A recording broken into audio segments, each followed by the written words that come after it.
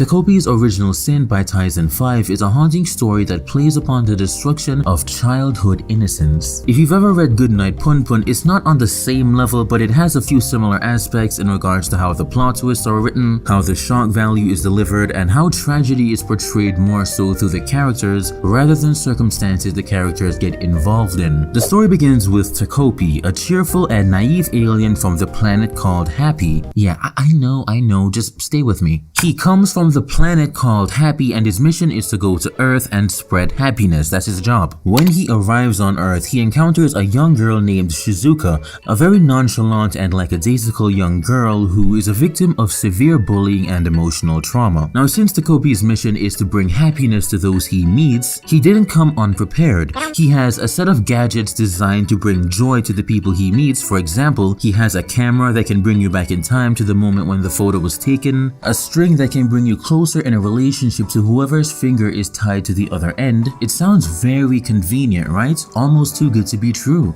Well, it is. So, Takopi sets out on his mission to try and help alleviate Shizuka's unhappiness. However, his well-intentioned actions often lead to unintended and catastrophic consequences. The writing style of the story is what really makes it so immersive because we learn all that we do about Shizuka from the perspective of Takopi. He follows her around and observes her daily life. For example, we learn that her mother is rarely at home and in her words, she doesn't have a father. Now, Takopi being an alien doesn't understand these implications because it's not human. However, it is able to see that Shizuka doesn't seem to be happy. The only thing she has in her father's place is a dog that he left behind named Chappie. This dog has been with her since she was a child and it's the only thing that ever makes her smile.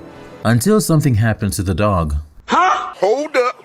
Wait a minute. Now, do you see why I said you're not ready for this anime? Because you weren't prepared for me to say that, were you? You weren't expecting me to tell you something was gonna happen to the dog. Yeah, and that's not even the worst part. So ultimately, this series is meant to be a multifaceted, ambiguous portrayal of tragedy as well as the effects of said tragedy. There are other characters in the series and each is personified by a certain trait, be it guilt, neglect, jealousy, etc. We have Shizuka, the victim, Marina, the bully, and Azuma, the righteous boy who wants to help Shizuka. Now, here's the thing. These are the roles presented to us for each character, but none of these characters are truly what their roles define them as. The way the story shows you how these characters were essentially forced into the roles that they play because of circumstances beyond their controls, it is just beautiful. Like I said, the writing quality is phenomenal and the art is great as well. So that's all I'm gonna say about the series for now. Please